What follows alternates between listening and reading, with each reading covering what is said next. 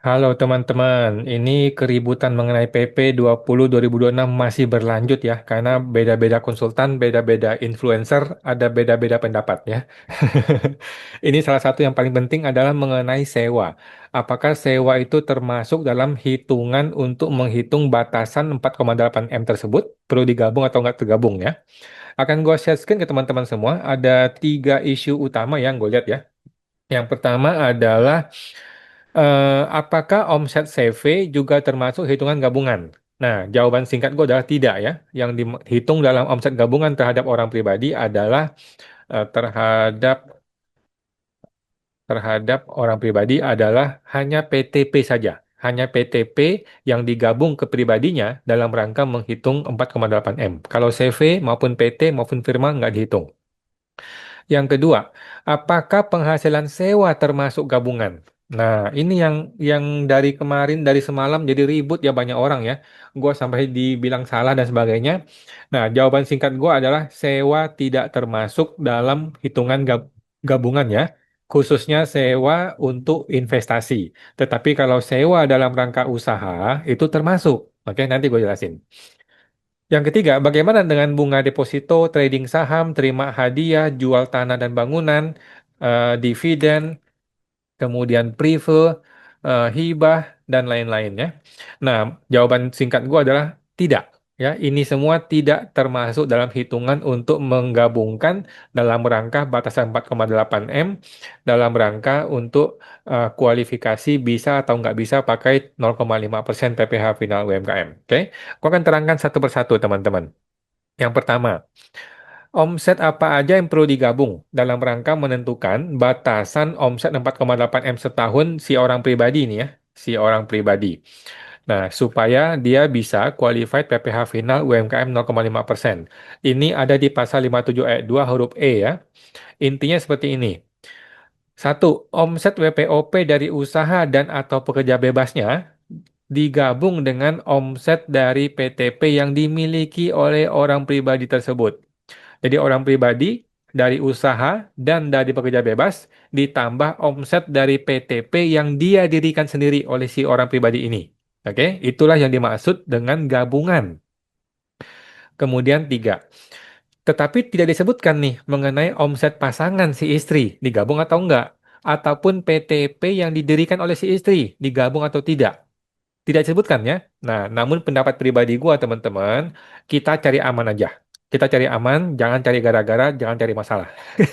Artinya, gue berpendapat mulai 2027 istri nggak usah punya usaha, istri nggak usah punya PTP, semuanya ke suami saja, gitu. Janganlah berpikir istri bisa nih 4,8 M, suami 4,8 M. Takutnya jadi masalah. Oke, untuk sekarang masih oke dipisah. Untuk kemarin-kemarin masih boleh. Untuk 2027, saran gue nggak usah deh ya. Nah, walaupun tidak disebutkan ya di dalam PP tersebut. Kemudian tidak termasuk juga omset badan jenis lain yang didirikan oleh orang pribadi tersebut, seperti PT biasa, dia punya CV, dia punya firma, dia punya koperasi, dia punya yayasan dan lain-lain dan lain-lainnya. Itu tidak termasuk dalam rangka menggabungkan dalam rangka si orang pribadi ini kualifikasi atau tidak kualifikasi untuk 0,5% UMKM. Paham teman-teman ya? Jadi hanya U- WP orang pribadi tersebut dari usaha dan pekerja bebas ditambah omset PTP yang dia miliki sendiri. Oke, mari kita baca pasal 57 ayat 2 huruf E yang ini. Huruf E ini ya. WP orang pribadi beserta seluruh WP badan berbentuk PTP-nya punya dia yang didirikan oleh dia sendiri ya. Nah, di sini nggak disebutin istri ya. Yang telah menerima atau memperoleh penghasilan dengan peredaran bruto eh, secara keseluruhan melebihi 48 M. Ini sudah tidak qualified. Oke.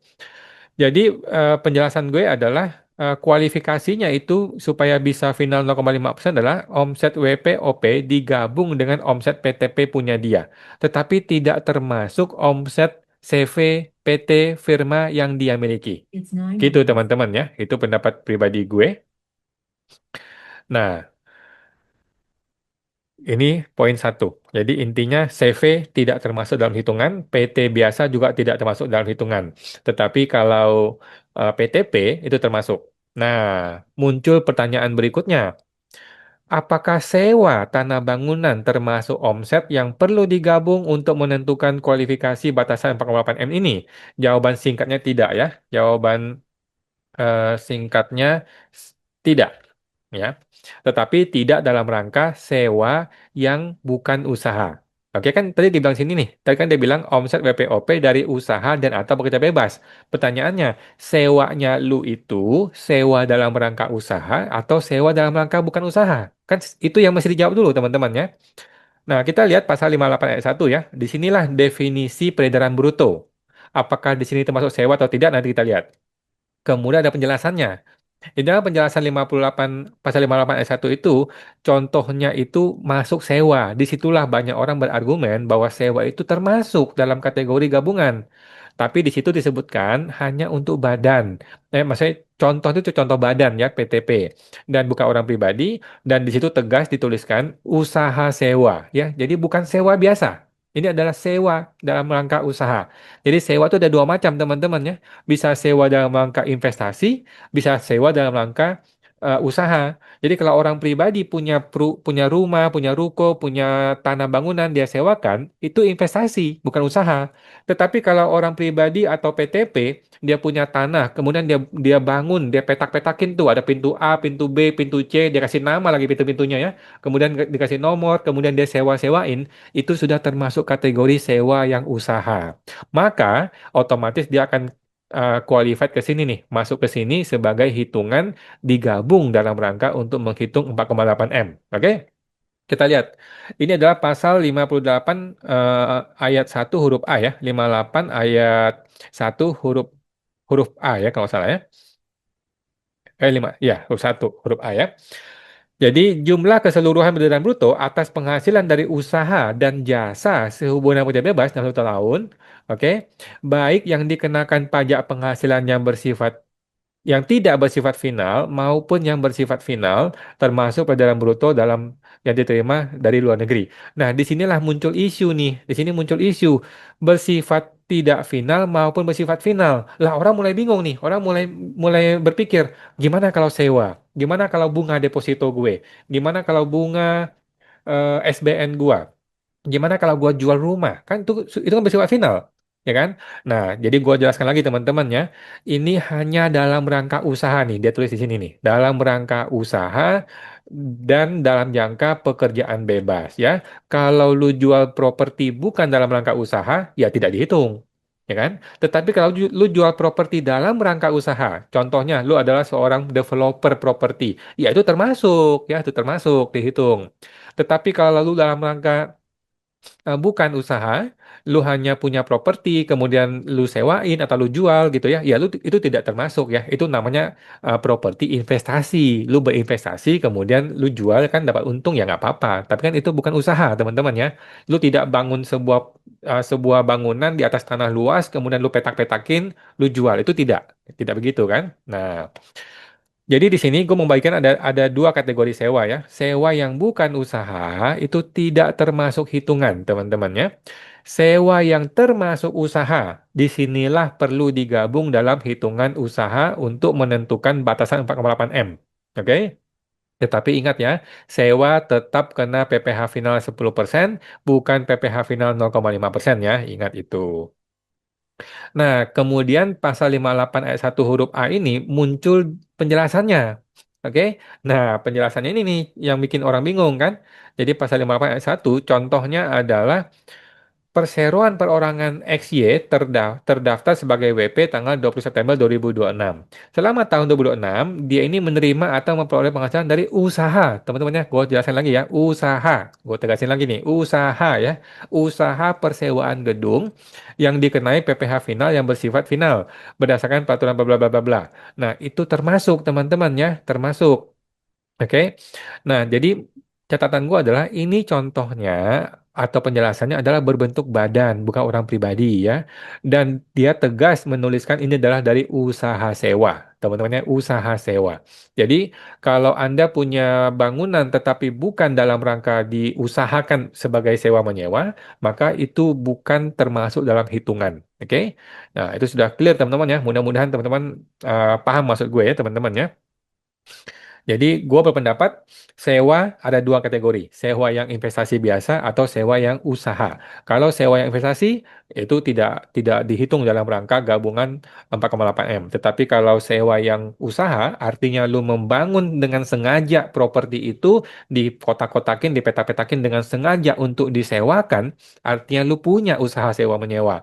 Maka usaha sewa inilah yang dianggap digabung dalam rangka menghitung batasan 4,8 M ya. Nah, dan ingat ya, PPh sewa tetap 10% ya, bukan 0,5%.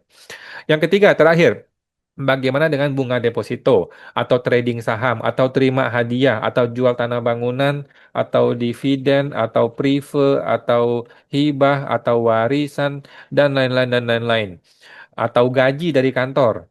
Nah, intinya semua ini tidak disebutkan di dalam PP 20, artinya tetap seperti sebelumnya. Artinya tidak dihitung dalam rangka gabungan, dalam rangka batasan 4,8 M, dalam rangka untuk menentukan kualifikasi 0,5% final UMKM.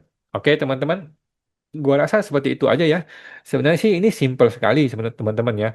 Eh, gue sih merasa ini sangat simpel sekali ya, sangat mudah sekali dipahami. Intinya sih eh, kalau lu punya dagang atau pekerja bebas, itu aja sih yang perlu diwaspadai. Kalau di luar itu mah nggak usah pusing ya. Kalau sewa, hanya sewa biasa-biasa saja, punya bangunan, punya tanah disewain, ya itu tidak termasuk hitungannya. Seandainya sewa termasuk, seandainya bunga deposito masuk, seandainya trading termasuk ya, trading saham, itu Jokowi udah jadi PKP. Ya, itu Prabowo udah jadi PKP gitu ya. Kan faktanya kan tidak. Faktanya kan pribadinya Jokowi itu bukan PKP. Pribadinya Prabowo bukan PKP ya. Jadi dia punya banyak properti di mana-mana dia sewakan. Tetapi kan itu bukan dalam rangka usaha. Dia hanya membeli dalam rangka investasi gitu ya. Nah, persepsi mengenai sewa ini menjadi kategori investasi atau kategori usaha akan jadi perdebatan tiada akhir, perdebatan seumur hidup lah ya. Namun yang pasti adalah Anda ketika membangun properti niatnya dulu nih, niatnya mau dijadikan sewa menyewa atau hanya sebatas membangun saja. Kalau niatnya sewa menyewa, ya gua rasa kalau tidak mau ribut sama orang pajak, ya udah anggap aja usaha gitu ya. Dan kemudian dianggap sebagai tambahan omset. Ya, anyway, intinya kalau orang kaya mah lupakanlah PPh final ya. Kalau orang jadi PPh PP 20 2026 ini memang betul-betul dimaksudkan untuk membantu atau melindungi UMKM murni, UMKM yang murni banget ya, bukan UMKM abal-abal atau UMKM tipu-tipu ya, yang yang hartanya 100 miliar tapi masih punya omset di bawah 4,8 M kan omong kosong itu teman-teman. Lu tahu sendiri lah teman-teman ya.